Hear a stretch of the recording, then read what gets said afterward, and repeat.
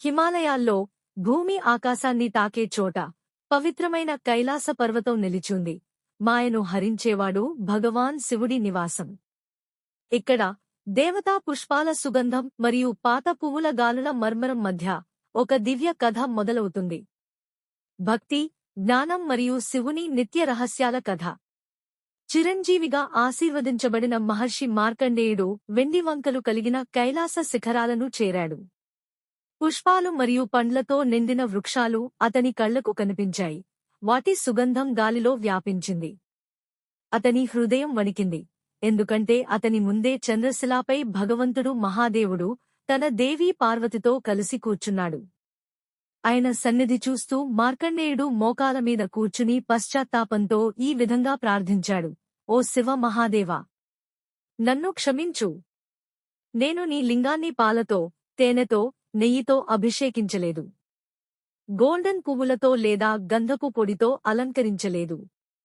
ఒకవేళ మధురమైన పండ్లను, పవిత్రమైన ధూపాన్ని కూడా సమర్పించలేదు. కాని నీ కృపను కోరి నేను ఇక్కడ ఉన్నాను.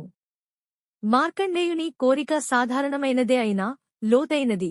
ప్రభూ, నేను నీ కథ వినాలనుకుంటున్నాను, నీ లీలలు, నీ అనంత మహిమ కథ.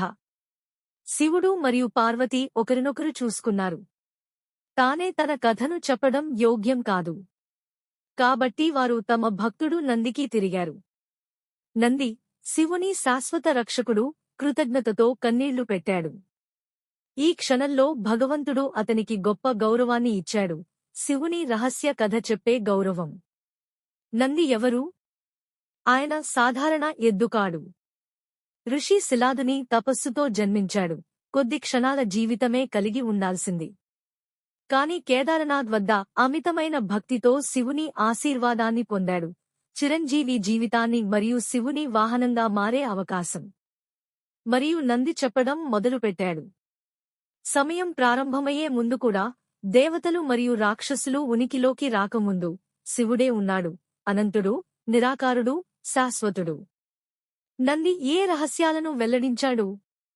శివుడు బ్రహ్మాండాన్ని ఎలా సృష్టించాడు, పరిపాలించాడు మరియు వినాశనం చేశాడు? సమాధానాలు శివపురాణంలో ఉన్నాయి. కాని ఆ కథ తరువాత మరొకసారి.